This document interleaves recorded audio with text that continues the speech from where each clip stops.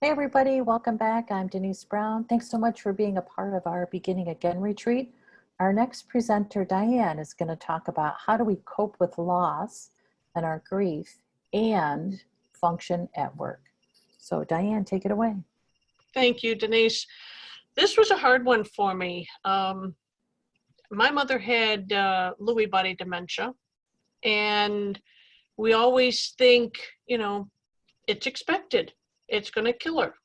Every morning I would wake up, I'd open the bedroom door going, okay, is she breathing? Is she alive? And when it came and I got the phone call at work, it was as if, what happened? She wasn't supposed to die. And I mean, it shook me like you wouldn't believe, because my mother was a very stubborn Irish woman. Very stubborn Irish woman. I don't know how many times the doctors go, well, she's not going to make it through the night. And yet the next morning they're all going, oh my God, she's back to baseline and everything. It was just, she had a checkup from the home doctor on Saturday and she died on a Thursday. And it was just like, even the doctor, when I told him, he goes, what happened? All the vitals were perfect. It was one of those things that when my caregiver called me and said, I think your mother just passed away, I was in that total disbelief that it really could happen. And I work for Comfort Keepers. I'm their continuing education administrator. I had 2 jobs at that time. I also worked for Hellsberg Diamonds. And I was supposed to go and work there that evening. And one of my coworkers called my second job and said she's not going to make it. My boss and one of our scheduler, who I'd worked with for a couple of years, they're like, we're coming with you. They followed me to my house so that I wouldn't be alone. And all the way I'm driving there, I'm going, she's not dead. She can't be. I mean, when I got home, I walked up, police are standing outside the house, and I said, is she really dead? Because it just didn't sink in. So even though they're expected, it's never expected. I don't know how you guys feel about that, but I knew it was going to happen, but it was like, I didn't know it was going to happen. And it really made me start thinking about, oh my God, I left the house that morning and I didn't tell her I loved her before I left. It's all these things that all of a sudden I didn't do.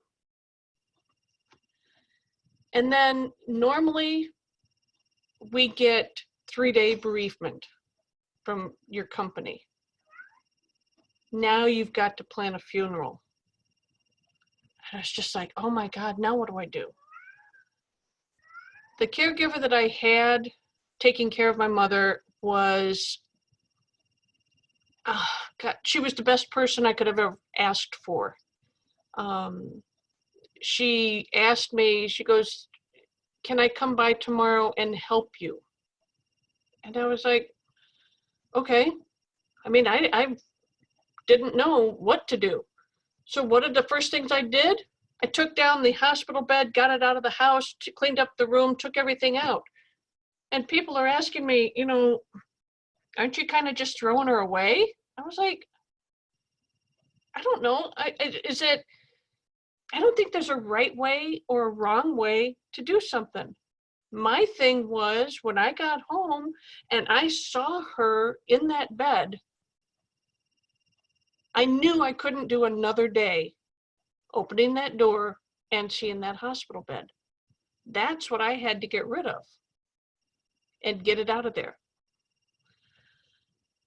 And then you go, I don't know, with you guys, it might be the same way. If it's something different, let me know. But I went into, okay, I got to get this done now. I got to get organized. I got to get this planned. I have to buy a coffin. I have to make the funeral arrangements. The plot was already there. We already had that. But then we have to go buy flowers. I have to contact family. I have to do this. And so you just push everything else out. I pushed everything out of my mind except what I had to focus on at that time. Do you guys feel the same way? I mean, did you go through that kind of experience? Yes, Beth is saying that it was all about coping, taking care of what's required in that moment. And I think that, you know, people, they love to come up and, how are you doing? I'm like, leave me alone, you know, get out of my way. And I think one of the funniest things during this whole thing is, you know, everybody's doing the big picture boards now at the funerals, right? And so we're going through pictures, and my one sister has 3 boys. She couldn't really come down to help. I was a little resentful. My other sister decided to continue on her vacation after we finished setting up the funeral arrangements. So a friend of mine said, I'll help you with the pictures. We met at the church. We're sitting there putting pictures together, making these picture boards. And I get a text message from my girlfriend in, I think she was out in Colorado. She goes, I know you're going through a really tough time right now, but I was wondering if you could go to Wendy's and get a chicken sandwich, no bread, and, you know, all of this, and take it up to the hospital for my cousin, because he had some kind of digestive thing. And you know what? The caregiver and me just went, sure, no problem, I got this, you know? It's like, but I wasn't in that grieving mode. I was still in organizational caregiving mode. So yeah, I went out, got the sandwich for him, took it up to the hospital, you know, and I'm used to fighting at the hospital with Mom because she was nonverbal and couldn't say anything, right? So what do you need to do? I'm taking this to this room because you guys haven't gotten him any food to eat. And it was just, bam, one of those things, and right through it. I think you might have also been in shock too, Diane. Probably. And I know she felt really bad about asking. And she goes, I really debated really hard about whether to ask you or not. And I'm like, you know what, it was perfect for me because it kept me busy. I was now alone in my house. My mother lived with me, and it kept me from focusing on what I needed to do, which was sit there and grieve. But yet Monday morning comes around, the funeral wasn't until that following Friday. I had to go back to work on Monday. And then and I train caregivers. I was teaching classes. I used stories about my mother's situation in my classes. And I'm thinking, oh my God, how am I ever going to get through one of these classes talking about my mother? And I think even that whole first week, it was just, I wasn't really there. Nothing was really different. I just went to work. I did what I had to do. And then I went home. After the funeral, or the day of the funeral,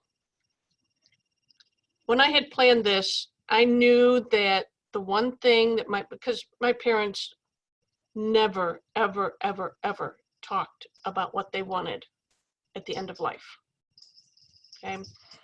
This was a forbidden subject. You just didn't discuss it with them, right? Have you guys, anybody lost parents? Have they done that same thing to you? Well, we're not going to talk about that.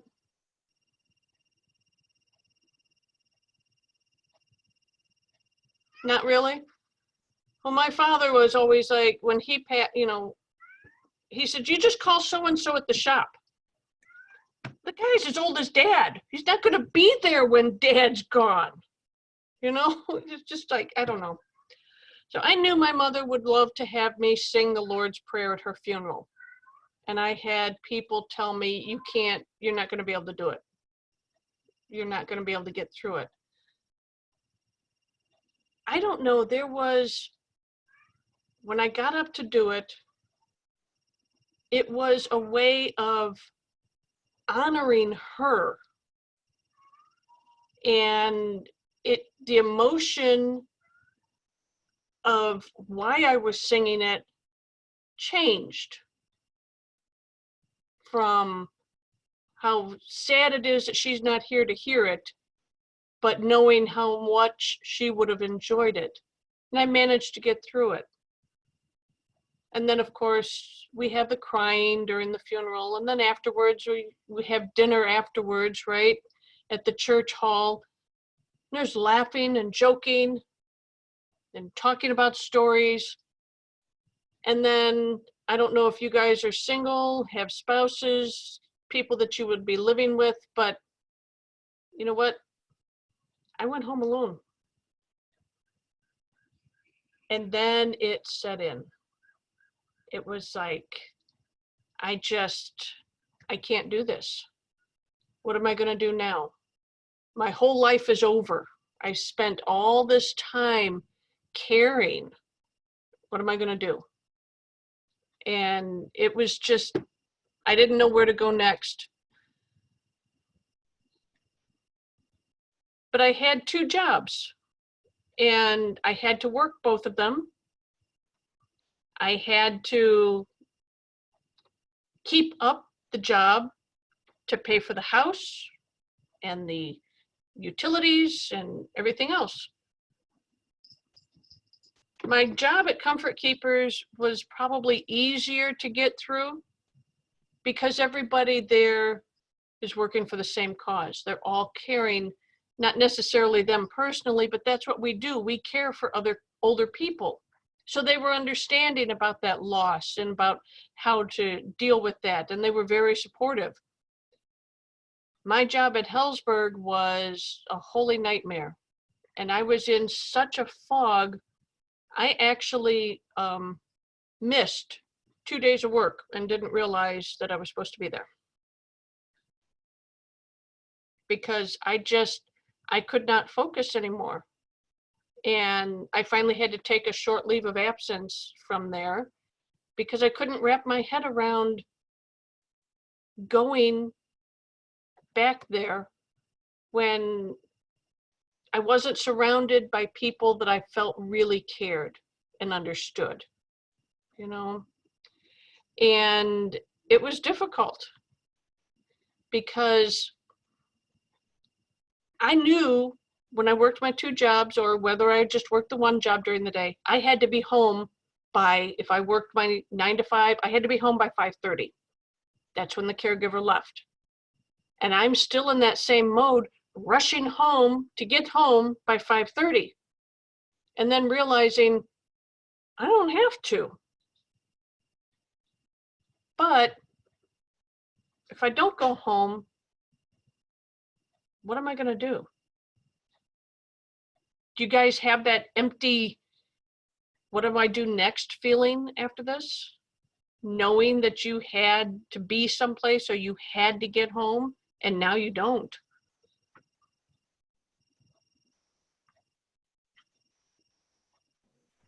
Yes, definitely. And I also think that people misunderstand that as, why aren't you happy to have this freedom? Exactly. You're not tied down anymore. And it probably doesn't feel like freedom to you. Nope. Because now you have those people, like you said, Denise, that are, look at all the things you can do now. They know they're trying to be helpful, I'm sure. But you're taking this as, what do you mean? I just lost somebody that, and now I'm just supposed to, okay, she's gone, now I can do this. You've all, I'm sure, had those people that give you the really good lines. You know, you've sacrificed so much, now it's your turn. you know. Well, it's been 2 months, Diane. You should be getting over it by now. You know, and then there's the other people that I knew that saw me and they would be, how you doing? Okay, good. Okay, talk to you later, and run away, because I needed somebody that was understanding and yet didn't give me the, well, you need to get out and do something different now, and rushing me through it. I just wanted somebody to just be there when I needed somebody to be there. And I hope that you guys have someone like that. I have a very good group of people from our praise team that, I mean, they were just there. If I started in the middle of a song that we were singing, just broke down and cried, they didn't say anything. They just came over and gave me a hug.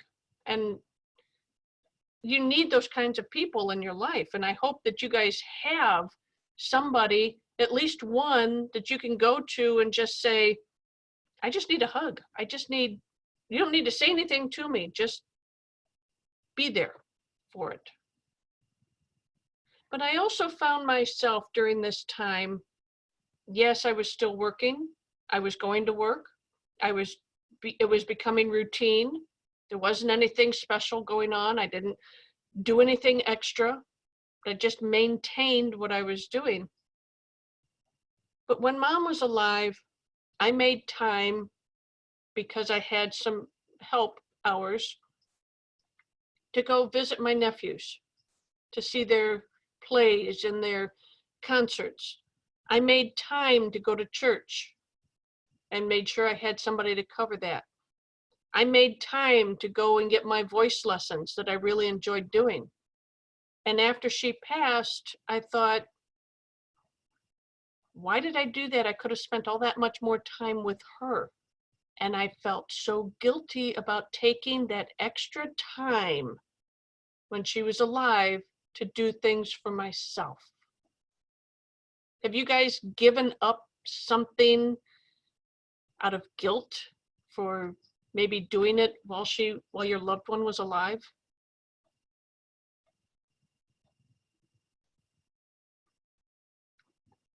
I think that people don't understand that until you actually go through it. And it was hard, but I just kept going through the motions, going to work, having to do what I have to do. The first year is extremely hard. You have their birthday.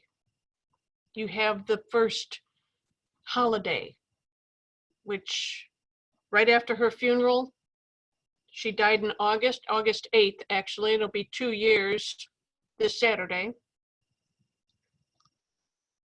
Her birthday is September 26th. So I had that to go through. I had Thanksgiving, the first Thanksgiving. My mother was big on Thanksgivings. Christmas. You had all of the holidays. Easter. Oh my God. Easter was my mother's favorite time of the year. And I don't know about you guys, but we always had the wonderful Easter poses, you know, with the hats and the pretty dresses. And we have this big evergreen tree out